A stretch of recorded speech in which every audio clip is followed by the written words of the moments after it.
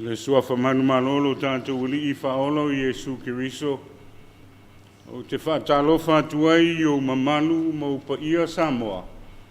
Ai o maia tātou tāpo I atu I le atua.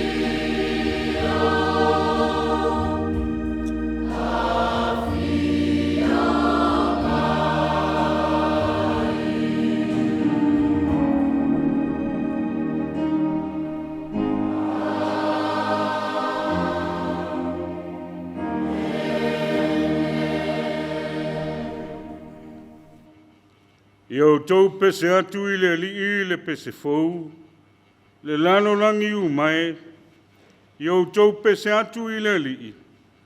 Yo tau pese atu I le li, ia tau whafteia lona suafa. Yo tau tala I atu lona whaolatanga, I le aso ma le aso. Yo tau tau atu lona mamalu inu ese, maona wavenga inu umalava.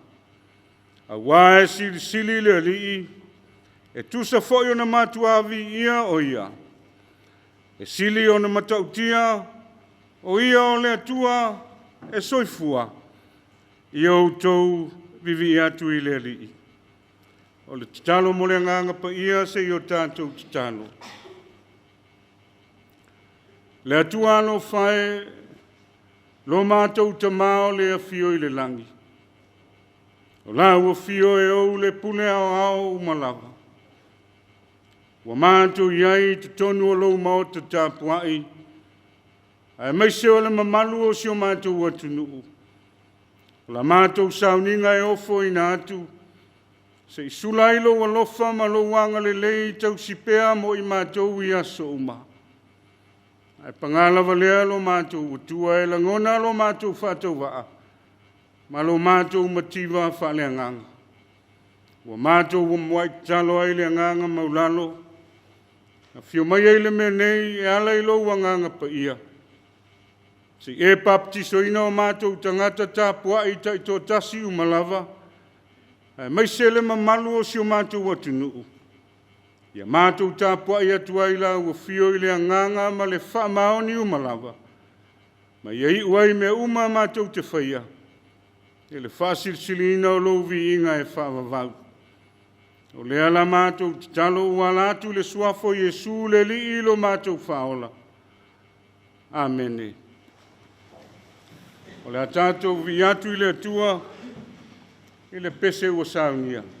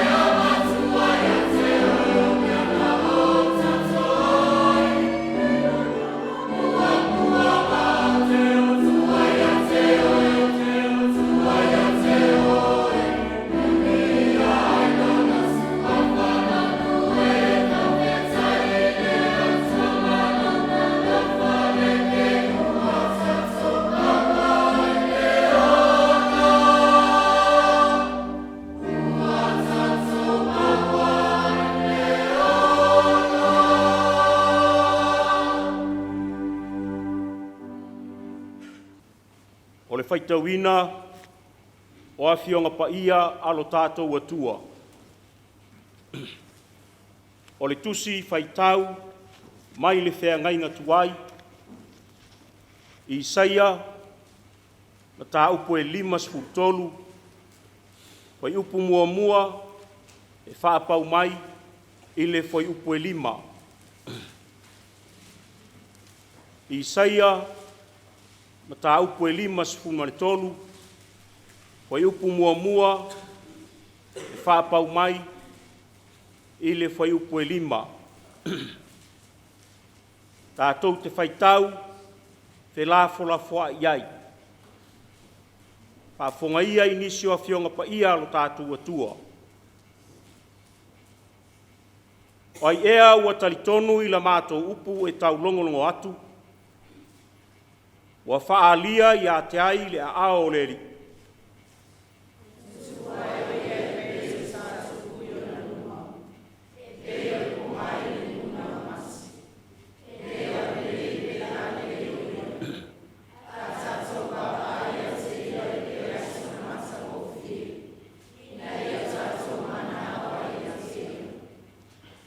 Ua ino sia, matuulafua ina o ia e tangata. O le tangata whanoa noa, ua maasani fo'i maliti ngā. E peise i ua alo e se mata i a te ia. Ua ino sia o ia, ma ua tātou le manatua lava o ia.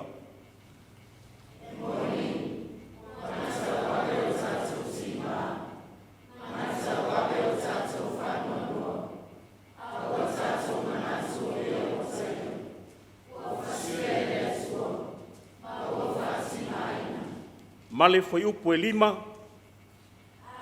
nua o ia o tātou solitu la fono, o momo o ia o no a tātou wa mio leanga, lea o inga e file mu wai tātou sa iona lunga lea, ni whalava wa foi, malo lo wai tātou. O le tusi mai le whea ngai fou, o le tusi whiwhiria fo i lea o le nei aso sā, e tu sai ma le whaasinonga le tusi whaita waso. Evangelia ma ataio, ma tā upu e se fulu ma le fitu, fwai upu mua mua, e whaapau mai i le fwai upu e se fulu ma le tolu. Evangelia ma ataio, a olona ma tā upu e se fulu fitu, fwai upu mua mua, e whaapau mai, i le fwai upu e se fulu ma le tolu. Tātou te whaitau, te aua wa iai.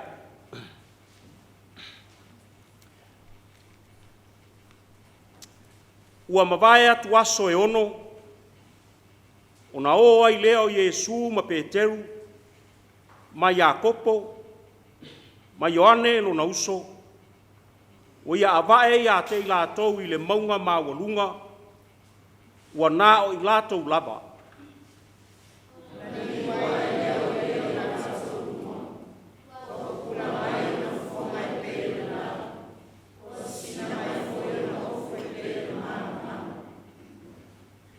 Whauta foi, ua whaali mai Mose ma Elia ia i lātou, ua lātou whetauta tala i ma ia.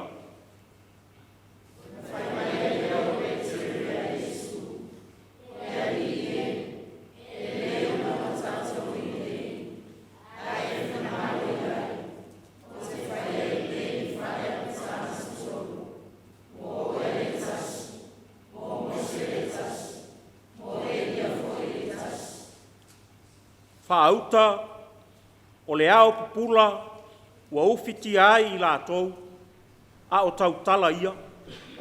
Whaauta foi, o le si ufofonga mai le ao ua whaapea mai. O lo watali i pele le nā, o te fia fia ia te ia o tau whaalongo ia te ia.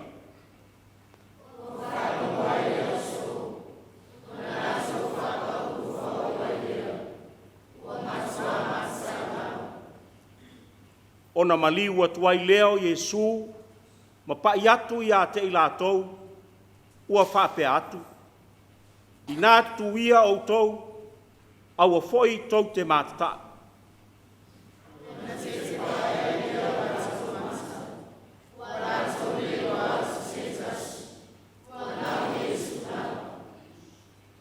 Ua lātou o ifo I le maunga, o na mapau atua I leo Iesu I a te I lātou, ua whaapea atu.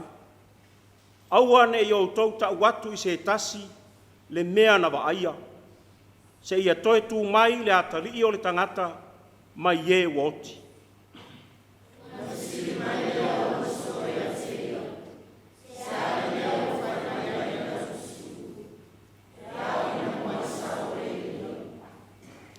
O na tali atua I leo Iesu I a te I lātou, e mua I sau lava e lia, ma toe fuatai mea uma.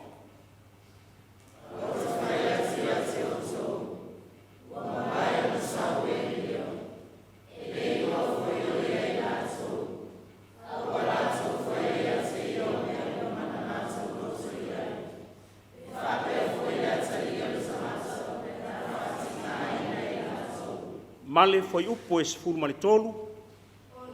Roa I lea e Aukuso o Ioane le Baptiso e talai atu ai o ia I a te I lātou. Ngalue mai pea mo I tātou le mana o le anganga pa ia nā te whaapula ma whaamala mana maina ana fionga pa ia sa tātou whaitawina. Ia tu maua tu pea I le atua lo na lava vi inga.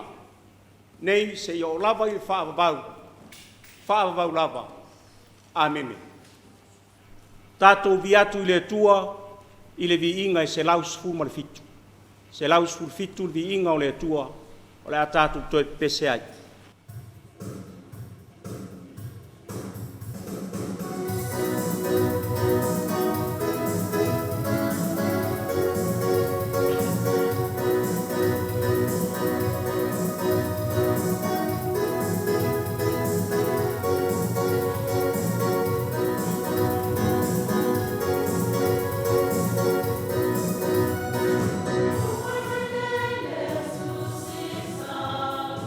Oh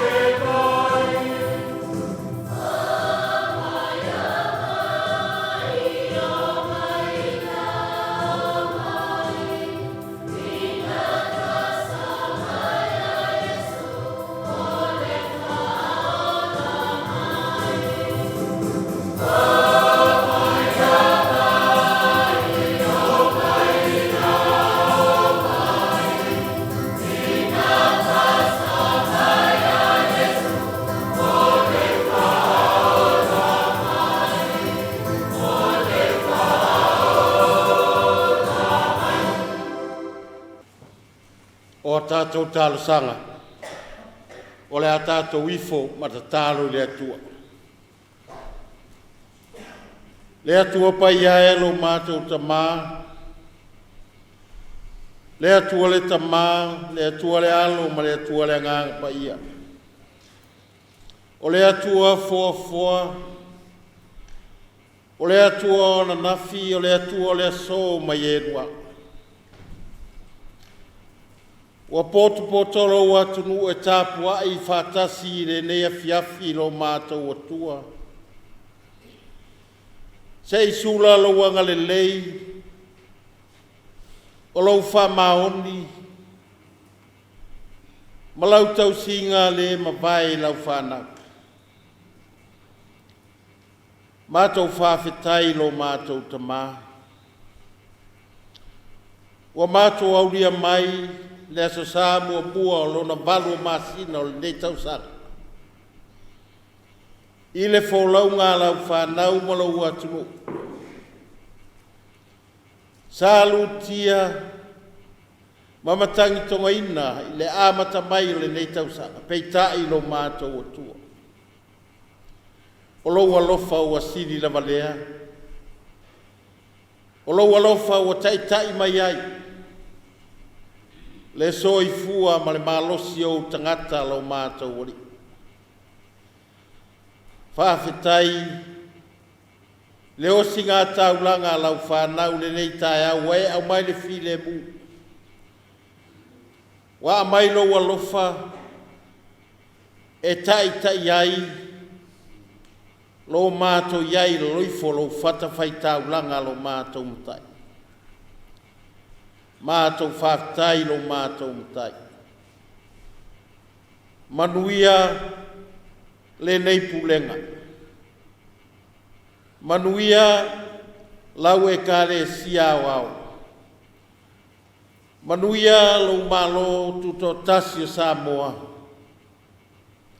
Mai ona Taitai se o lava I se o pito I titi. Mātou tali tonu lo alofa. Malau Taitainga. I le taape I o tama whanau o le nei Pulega.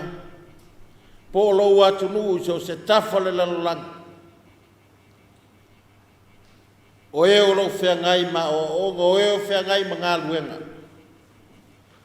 A wā sa iri ngā manuia le tau singa o ainga. Le tau tuaina o nu ai mai se. O lau tala lei lo mātou ori. O e foi o lo vea ma vaa ma ipu o lau tala lei. A wale tala ina lo fina ngalo so se fata whai taulanga. Fea lava le tafa le nei lau langi o lo ngalu nue ai.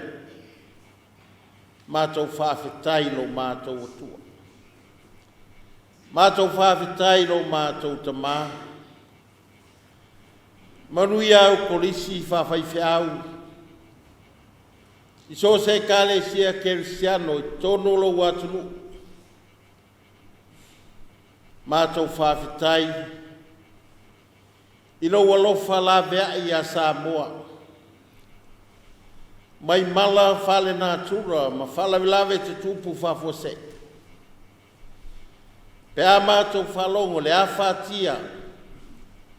O le lalolangi I whafo. Ai mātou te tani tonu lo mātou atua. I lau tapua ao ina peo le soifua ma le malosi o lonu. A wā le fōlaunga ma le samaringa o lo iai nei. E ala I lau alofa tausi mai lo mātou mtai.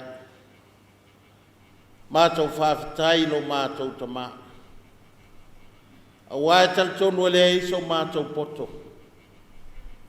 E leo so mātou I loa foi po se malosi e mawhai ai o na wha umi. Se anga e tasi o lo mātou ola lo mātou ori. O lau o fio lava e Taitai lo mātou mtai. Whawhetai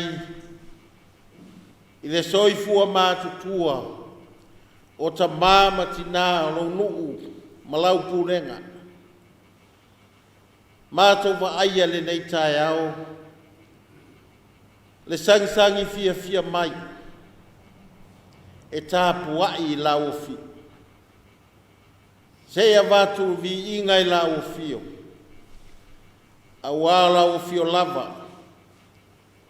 Na e tausi lo lato wola lo mātou mtai. Whawhetai o na sa whātau tolia. Nisi o lau nuu. O nisi o lau pulenga malau atu. I mai o le tino lo mātou tamā. Ai ma eu lo alofa lo mātou atua. Mātou whawhetai lo mātou atua. Mātou wa aia le nei tae ao. Whaai longa lo alofa. O lea mātou sauni atu. E talia, sakrameta. O le whamana tunga. Whamana tuina o lo. Maliu ti ngā le satau. O lo tino na momomo. O lo toto na maringi. Ina ia mama ngalo le tangata ngasala. Mātou whawhetai o mātou whalongo iau o fionga pa ia. Whaitawina lo mātou mtai. O le mālama masiri le la mātou wholaunga. E tāpasai nai la mātou savaringa au mātou iai leola nei lo mātou atua. Mātou whawhetai lo mātou atua. A wāua tāpua I whātasi lo atunu. Ia vātu pēa le vi inga I la ufio. A wāua e whaia lava mea siri mo le mātou wola wo lava. I le soifua pa I o Jesu Kristo lo mātou ni I mo le mātou whaola. Lo walo pele to tasi. Wa e le whaasauina. A wofo ina mai lona soifua pa ia. Ina ia maa ngalo le lalolangi ang sal. Ia I lau fio pea le vi inga. A wā o lau fio e au vi inga nei o le whaavavau lo mātou mtai. Pangala valea lo mātou atua.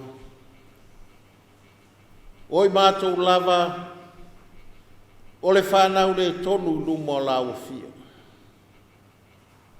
O le ifonga alau atu nuu le nei Afiafi lo mātou ori. E la ngona le māsias. I whesaga iai malau mamalu sirisiesi. A wāua whaia lava o mātou loto e au noa mal whesiri. I lau whaasinonga ma lau whaatonu. O mātou le tausi I au polo inga lo mātou atua. O mātou saili o mātou vi inga.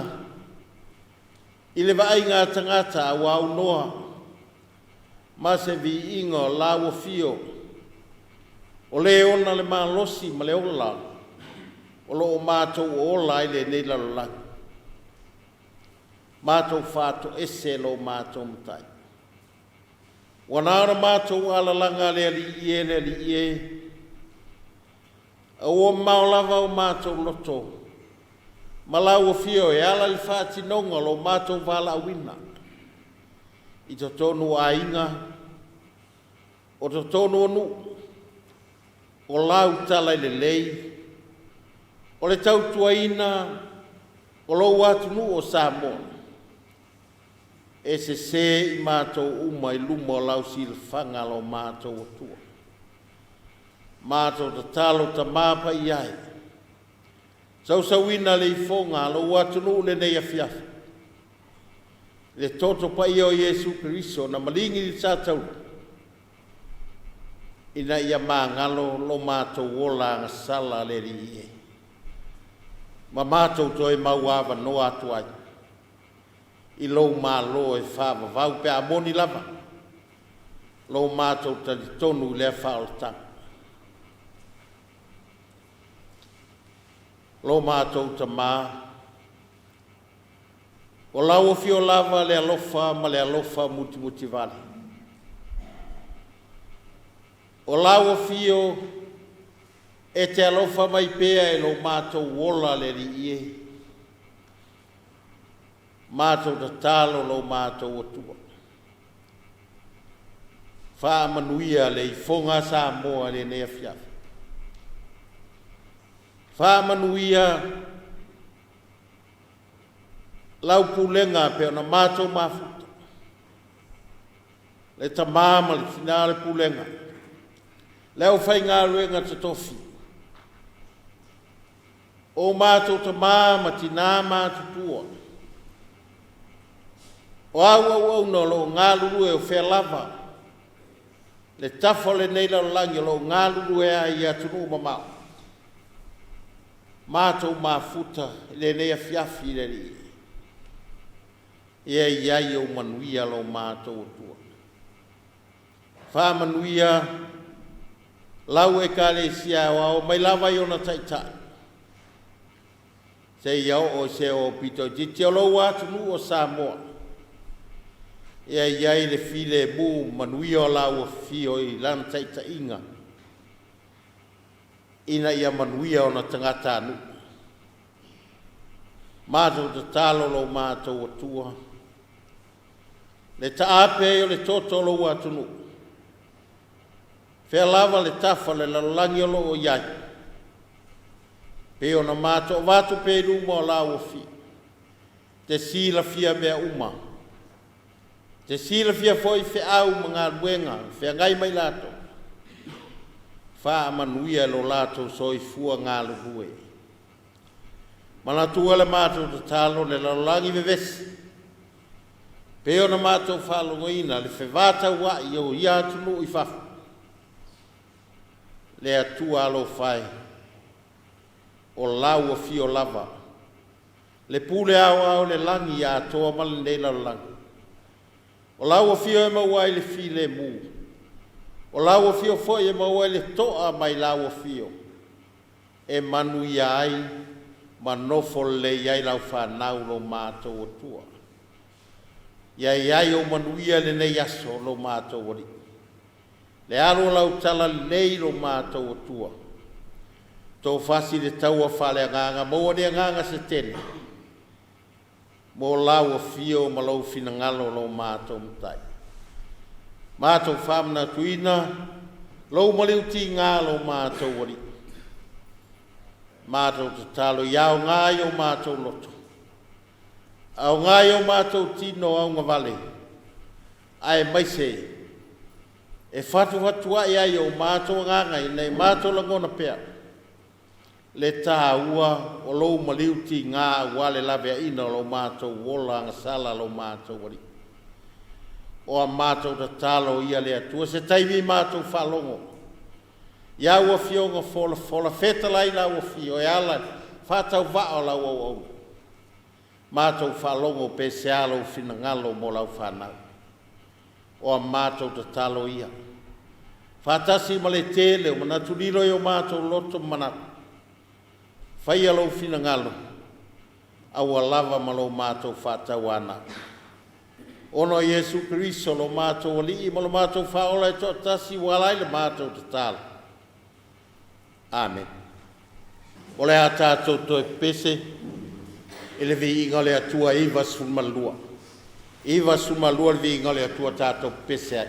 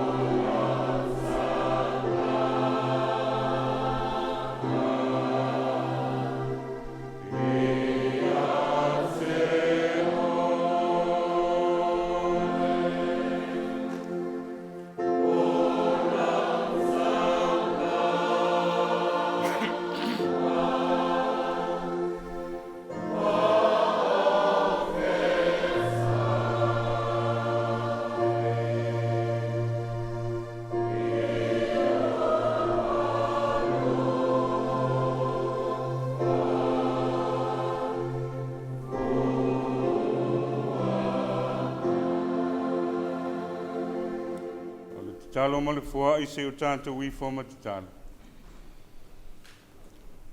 Le atua alo whaelo mātou tamā e whaalavau.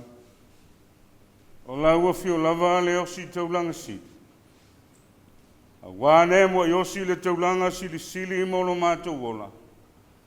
E ala leilo walo pele o Yesu ke riso.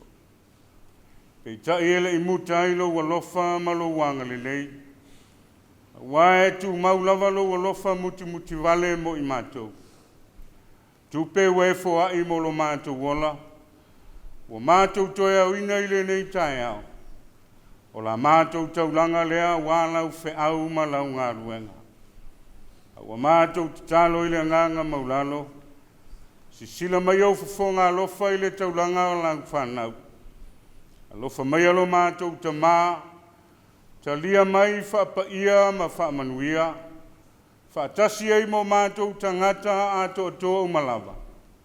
Ma ia whao ngāela ua fiolo mātou wola. Whaapea mātou taulanga mo lau ngā ruenga. Alue mailo wanganga ia i mātou lea li ie. Ia suama li e lo mātou whātua tua le whaitaulanga i la ua fio i mea sili umalava. Na ia vi ia i la ua fio e whamavau. Ma manu ia i la ngā luenga. O lea la mātou talo i lau lava suafa Iesu le whaola. Amen. Ia Maria ia te oe upu o lo ngotu. Ma mawhauwhaunga o lo loto. A wao la ufio o lo papa ma lo olo. Ma le na te tongi o la ina. Amen. O le launga le suafa ma malu o le atua le tamā. Le atua le ano ma le atua le anganga sa. Amen. Wa maua se matua o le launga i le nei tuaso i le tusi lea sa whaitau i le whenga fau. Evanglia ma taio i lona mataupu e se fulu ma le fitu. A ua filfilia lona whaiupu e lua. O te toe whaitauina e whapea. O na liua i le o ia i o nātou luma. Ua pupula mai o na whafonga e pei o le la. Ua sisina mai foi o na ofu e pei o le malamalama. Ta ua le manatu au tu o le nei vai aso. Ua whai mata i ala o manatu wha le anganga o aso taitasi o le vai aso. O loo wha pe mai. Malamalama i le mea taua. Malamalama i le mea taua. Understanding what is important. Pei tai o le manatu au tu o le nei aso. I le whasinonga le tusi whaitau aso e whapea. O le liu e se ina o Yesu. O le liu e se ina o Yesu. Ni liu mailo na whapea tania. The transfiguration of Jesus. A tu whatasi le au tu o le vai aso. Ma le au tu o le nei aso. Na mawhaile o na whapea se na tu au tu o le launga. Malama lama i le taua. O le liu e se ina o Yesu. Malama lama i le taua. O le liu e se ina o Yesu. Understanding the importance of the transfiguration of Jesus.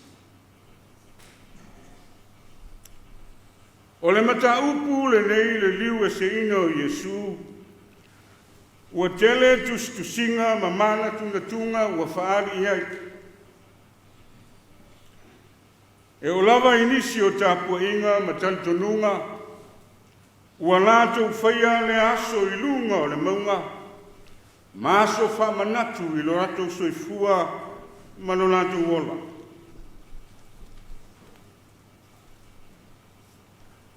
Pei tai ngā tātou tala noa ia Yesu. Le alo le atua o lo tātou whaona. O lona winga ua tātou tala noa. O lea o le a whaatini le whaolatanga.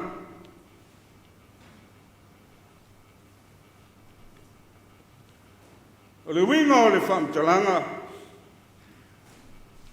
O le whaolatanga i le fufuanga mamao o le atua. Whai mai le mōni mau na amata mai lava i le amatanga. O le whaolatanga i le upumoni o se fuafuanga mamao lea le atua. O lona wha moe moe na ia whaolaina lan tangata. Mai no tanga o le angsawa. O lona winga. O le taimi o Yesu ma le moli mau la ufa evangelia. Ua lata i le whaatinina. O le fuafuanga mamao o le atua. Mo le whaolaina o le tangata. O lona winga, o le toe whaolaina o le tangata, na amata mai lava i le uluai ang sa. Le tāpenanga le atua soifua. Le tamā o le lanolangi, ma le tangata soifua. Tala o le alofa muti vale o le atua. Le asanga lue mai ai lava, i le angasala le urua i tangata. Pei tai e moa e le taimi o le awha taunu wailo na wha moe moe. O Yesu, o le atua wali utun tangata. O le alava wa toi whaatino e ia. Lo tātou wha o le tanga. A wāwhai maile mō ni mau ala usuasu e le tuspa ia. O le pa uai o le urua i tangata. I le tusi o kenese, lona mata upu e tolu, o le whai upu e sifuru ma le lima. O le tala le lei mua lava lea, o le tuspa ia. O lona winga, i le pauai o atamu maeva. O le upu moni o ina a mata mai aire ngā ruenga le atua. Le tāpenanga o le whao le tanga mo tangata. A wao le tatonunga lea le au kerisiano. O le pauai o atamu maeva. O le tamā ma le tina o le lalolanga. O le anga sala lava leo o le tātou wolo. O lona winga o le moli maua ma taio pe o le tātou whaitau, i le tusi whantatau o le neia sa, o lea ua toe o sea, o na tau nuu leo le wha moe moe o le atua. A wāwhai mai, o le upu a Yesu na whai le ngata, o le amatanga leo lo na wha moe moe. O le tama le whawhine na tutui mamomoina lo unu. Ao oe e tutui mamomoina lo na mulivai. O le winga o le atala o le tama le whawhine e tutui mamomoina le unu o le ngata. Ao le ngata. Na tutui mamomoina le mulivai o le tangata. Whai mai o le ala lea na lai o na wala wina Aperaamo. E tupunga mai ai le nu. E sawai le whawhine, o ia na te whanau lana tamu. A o le atalii o le atua. Sila na iai, i le mamao o le wha moe moe o le atua. Na whau ma fuafua mai lava i le amatanga. Na pa uai le unua i tangata. Le alofa e, ma tau tia. Le alofa e wha maoni. Le alofa e muti vanta. Aperaamo Isaako e sauma Iakopo. Iakopo le na wha ingoa ia Israel. Le ngā ruenga le atua. Le tau mawhai o le atua. La vea i lantangata. A wā le mea le pe pese ai le au kerisiana. O louso i fua ma lo olu. o le pane ali i lea o mea na i whai. Ai tā lofa i le tua. Wā le tusi whai tau a mātai o tā ua ai Mose ma Elia. Le ano la tā ua. O ala ia no wia i le tua. I le mōli maua le whengenga tuai. A wala na tau mawhai ai. E lawe i ai lana tangata.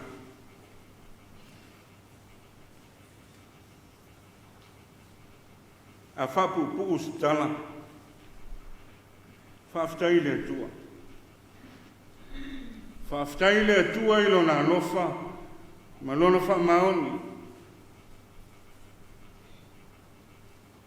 O le tua e tua wanoa. E moni o le tua e wha mangana. Pese ai le whaisalamu. Te le ngese lona to sa. Ai mua lava lona alofa. Le alofa leo le tua. Lea iai le tu la fono ma Mose. Au le winga o le tu la fono. O le ava noa ua maua. Wha moe moe le tua a tausi eilo na nu. Ma ua leo manuia. Ma ua le file mu. Ma ua le sao tonga. Soi fua ma ola fia. Au le matau tia leo tangata. Se fulu tu la fono. La iti ia tu la fono lona winga. E tau singo fie. A wai la iti. A tele tu la fono e tau singa ta. Peitai. Ka meile upu a Yesu. E ono se lau ma le wha tu la fono.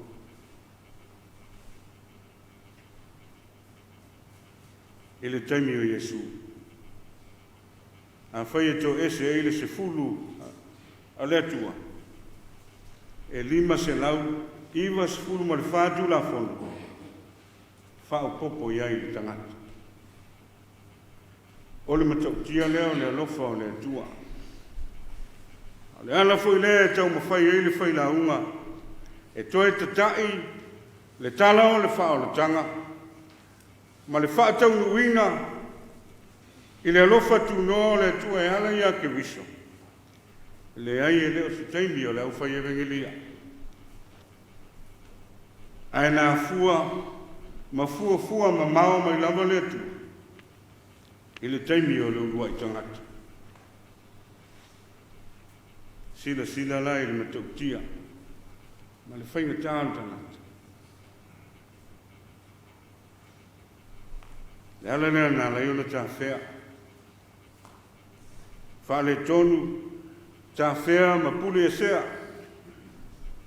A ua tātou i loa le mena tupu. E tā whea le nuu o le atua. Na filifilia mo le wha moe moe o le wha o le tanga. Ma natu le ai le atua. A lae muli ai. Le au au nā le atua. Le au au nā le atua e masani o na ino sia. I tangia. Ai ala na whai ma au au nā le atua. Tangata e whātua tua. Perfeta le atua. Le ala lea nā lei o na whaali. I lunga o le maunga ina ua liu Yesu. O Mose ma Elia. Ua whaali mai eile ngā luenga whaola le atua. E leo le taimi lea i le moli maua mātai. Ai nā mata mai lava ina ua ai. E a tamu ma Eva le fua o le laau. E whai o le fia atua o Eva. Ma lona fia poto. Ai fesili le atua ia a tamu. Ai ungai le atua. Lona le anga. Sila la i le li. Ina ua tā whewhea. I le iai o na perfeta. I le alofa muli tai o le atua. Nau o le atua i la vea i le pale ali. o ana mea na whai. Valo i ai aso. Valo i ai manuia. Valo i ai le Mesia. O ai le Mesia. Na amata mai le tala o le Mesia. Whai mai o le tama i ai le malo i lona ua. O le whaipule. O le tua malosi. Le li o le file mu. E peo na tātou whaitau i le isaia lona mataupu e 5 maltoro. Tālofa. Wa Mesia Pu'apu'a ngātia. Wa ino sia. Tu'ula fo'ina. Tangata ua masani le tingā. Fa mai upu peo na tātou whaitau e isaia. Wa manua o ia.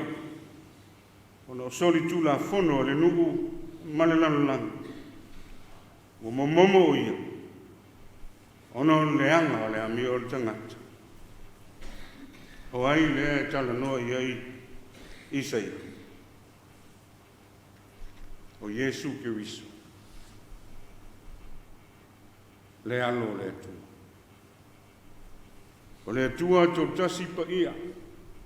Le atua le tamā. Le atua le alo. Ma le atua le ngangsa. Tatununga le o Kirisiano. Tatonu iai ma tātou. O Yesu o le atua lava le. Wa liu tangata. E sau e lawe ai. I lona whaatusa na i whai.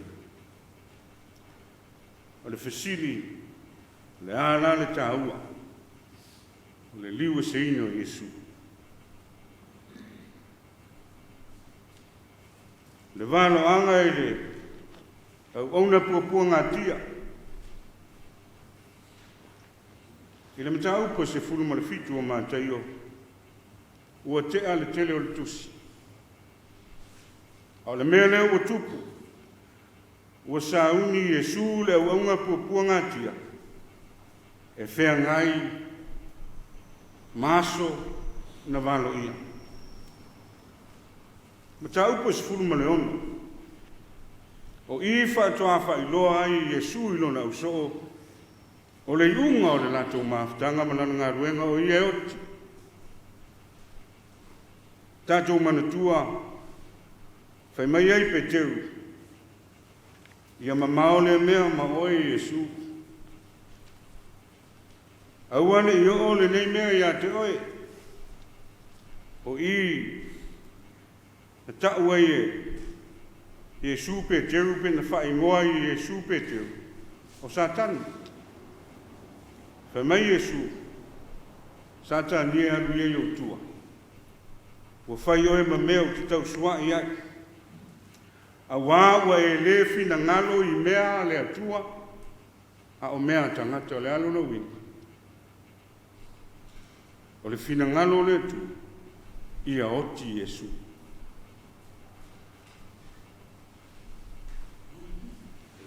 A le amatanga o le mta upo se funuma le fitu, ua o i lunga o le maunga. So o nei e totodu o le whawhisili, fea le isi to aiva. E mai le maua le usu e. O le awali i mua ia na mua malaau. O lona winga o le lato mafutanga e mafanfana. Ua uso tama nei. Ma le alo o le atua. O le ave e Yesu o na so o nei lunga o le maunga. O le tapenanga Yesu mo le auso. O le whaamoemoe Yesu a fo i mai loa. O le alu e whaataunuu le whaoltanga. E uma loa na whaataunuu le whaoltanga. Ta uloa o le tala lelei. Aisea. Wa o le tala lelei a Yesu Kiriso. O le alo o le atua o le na maliu i lunga o le sātau. Ina ia ola le tangata na whaia e le atua. Whamaina ua taunuu i lunga o le maunga. Peo na whai mā tātou matua ua whaate ia le oso. Ua lewa le latou mafutanga. Ua mōli mau i vāwenga. Ofo i le poto Iesu e ao ma whatonu ai. Le toa o le nei tangata e whinaua i mataitai o iutaia. Sa lilo i o lato manatu. O Iesu le, o le alo le atu aisea. Whai mai lava Iesu ia o ia lea, ata li o le tangata. Lea la le wini. O le liu ai o Iesu, mō na soone e tōtō. Ina ia whapea na maua ilo lātou malosi. Toa ai o lātou loto. Maua ai o lātou whātua. Wā le wha moe moe o le tala le lei. Mō lo lātou soifua. O le upu moni e lei loa e le au soo. Lo lātou tāua mo le tala le lei. Upu moni lava lea. Ai whalongo i le mea tu. Ai mai na ua li liu Iesu. O na fufonga ua pupula mai e peo ave o le la. O na ofu. Sisina i le malama. A ua iaia. Mose. Ma Elia. O awalaia na uia e le tua i le whenga ina tuai. Na ia taunu. Le whaarutanga. E le ngata, o lea ua whātau nuu e Iesu. Au se wha malosi ma ona so. Ua wha mauti noa lea. Ina ua wawa aile au so o wha pele upo pe teu. Leli e. Ele lei. Ona ua tātou i nei. A e whina ngalo i ai. E ma whai ona u whai ani a pitanga i nei. Tofu ai o tau marifane. Le ale mea le utu. Mana tua e oi lunga le maunga.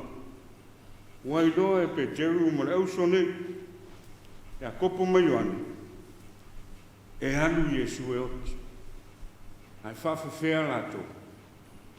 Le ale mea le utu. Ua vaai le mamalu le pupula. O le silisili Iesu Iesu. Ua musu e toi fo. Ua mana o iano nofo. Ai aua le toi fo. Musu e alu Iesu e oti.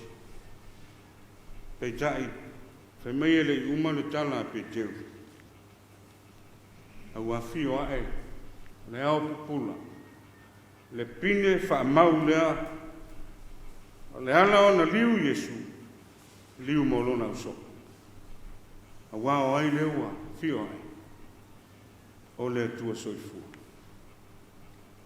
Whai mei ua fio ai le au pula ua ufitia ai lātou. O le siu fufonga mai le au na whaate ia ai le au so. Le ale upua le tua. O lo uata li pele le na. O te fia ia te ia. Ia o tau whaalongo iai. O lono wini. O le tāpenanga o le ausoo, o le wha moe moe o Iesu, wha maonia i le awai o le atua, ono i lātou ea, e tā lai i le tana le lei, e tā ua leo lo lātou soifua. Wha mei ua wha pa ufa o le ausoo, ua māta tau, wha atu e Iesu. Aua tau te mātata. Ai tā alofa ia Iesu. Tā alofa i le atua. Ua wha maonia. Mai lava i le pa'u ai o atamu ma ewa i le amatanga. E le i tū la fua ila. E le i tū la fua ila. A lona muli tai. Malana fuafuanga, lona alofa fau. Le alava, ua tue whaamalie lava ia i. E ala i le soifua o lona alo pele totas. E ina uo i lano, pe mei ua vavao Iesu.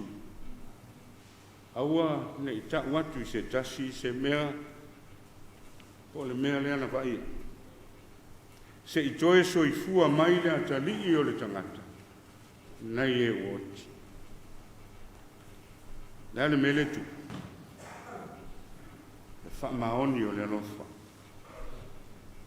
o le pelele o lou soifua ma lo uola I le atua aua le vavao aua le taua se I vangana ua toe tu mai nai e oti fa mai na fesili le so ea o le autusi upu fa mai te tauna mo mai e lia tali Yesu e sa e o te whai atu ia te utou ua uma o na sau e lia ai la tau te lei loa o ia ua pule foi la tau ma le la tau mea ua whaia ia te ia e whaapea foi o na la tau whaatinga ina I le atalii o le tangata umale ina ua whaapea le au so o Yesu o Ioane le Baptist lea ua tala noa iai Yesu le whaola le ale tāua o le liu ai o Yesu o lou whaola tanga ma lou whaola ina le alofa e whaamaoni e lei fefe I le otu ai na anu langa a waulo na fo'i mai lunga o le maunga o le alu le Jerusalem e whaatinga ina ai o ia e toi ina o osi taulanga ma le au tusi u e oti ma toi tu mai le tolu aso le tala le leile na o lota whaola ina Samo ai malau mai moa whaafafonga I le nei tu la o le sapati o se wheau tāua fo I lea ma se whaamanatu tala le lei mo I tātou e tātā longo pēa le au osi taulanga le au whainga luenga e whaamanatu pēa le alofa o le atua ua tātou wola le alofa o le atua e le mawai e le tu la foai ai muli pea whainga tā o lou soifua ma lo wala o le pele o mea na I whainga o se whaamanatu ia I tātou I le lufi mai ai o suinga e fou whaafita uli e tele e mawhai o na suia ai o tātou tangata maliliu ai o tātou tua ngalo ai le tua o se whamanatu ia I tātou ia tupu ai lo tātou whatua tua whemaile wālo ia ai o le au auna Pu'apu'a ngā tia ua le mana tua lava o ia a le winga leo le whaamanatu ina ia tātou manatua le alofa o le atua e ala I lo tātou whaalutanga o le tala le lei e o ngā tutonu I le atua e leo se tala le lei e o ngā tutonu I tangata ua le mea lea ua tupu nei feo ai solo ai tangata le manao I le tala le lei e moni e o ngā tutonu I le atua manao le tangata I le tala le lei e o ngā tutonu I le tangata ia malia ilo na loto fai le mea e manao ai la foa I le alofa o le atua o le tala le lei e le fai ngofie ma le tau ngofie le anga na whaatau lo tā whaamangaloina ma lo tā whaoleina I le soifua o Iesu ke wiso. O le tala le lei ma le upomoni Samoa. E te oti ai. E alu ailo wona. A o ngā te tonu I le tua le tala le lei. E la fuai. O mana. Malou tangata. A le upune a Iesu I lona uso. Le ale au ngā o le lalo langi e mau ai lo wona. Ai a mau lo wona ona oa. E mau ai. Tala le lei, alu ai lo tamau ainga. Tala le lei. E te whaafiti ai. I lo tangata. Ai wha mua. Lea lofa o le atua. I whaamanuia le atua I so tātou atunu o Samoa. I le suafa o Iesu. Amen. Tātou toi viantu I le tua ilona vi inga lua se lau lua se fulma le fitu. Lua se lau lua fitu le pese o le a tātou toi pese.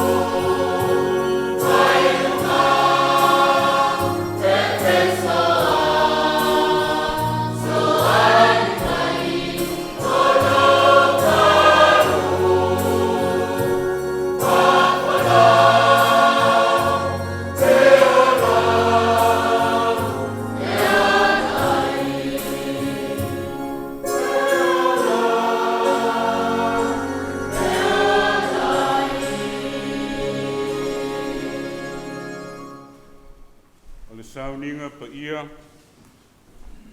le talisuanga pa ia lo tātou wali i o Iesu Keriso, le sakalameta o le whamantunga.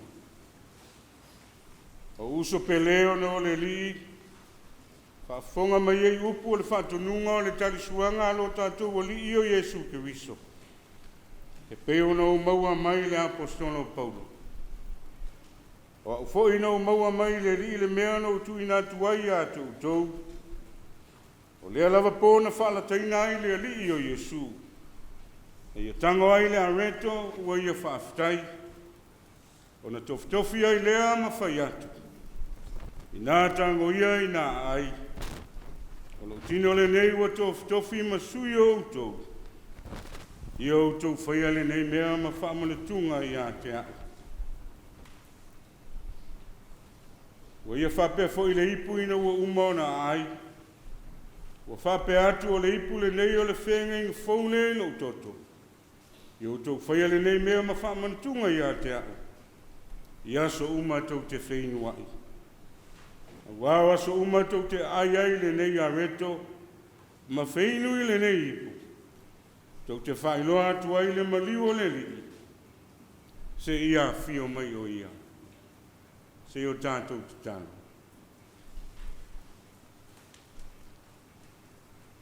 Le atua pa iae lo mātou ta mālo whai.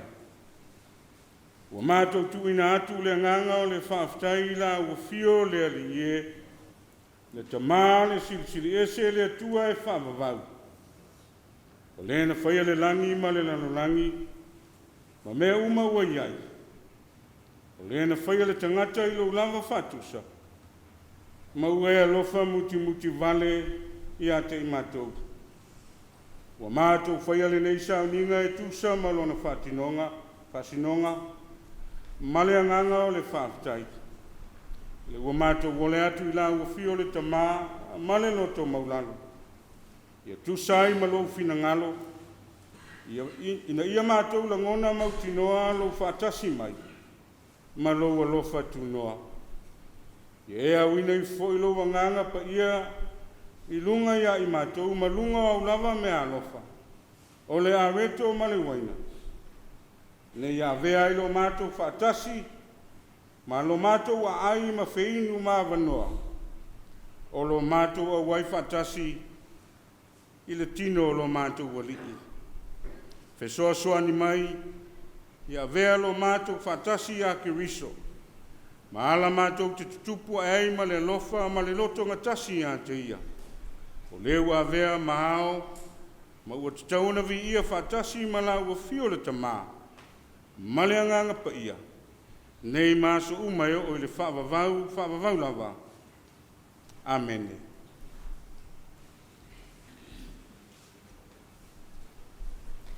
O lea lava pōna whaala teina ai le li o Iesu. Ua ia tango ai la reto, ua ia whaafetai. E peona tātou whaafetai ai nei. O ia tofi ai lea, ma whai atu. I nā tango ia i nā ai. O lo tino le nei ua tofi, ma sui o tau. I o tau whaia le nei mea, ma whaamanatunga i a te au. O le awha pe fo i ona tātou whai. Tulai mai.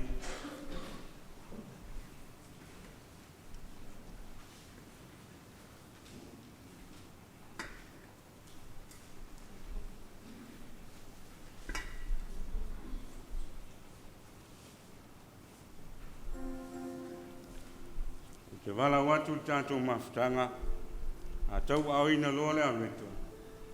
Te lia e male nganga o le whaaftai te.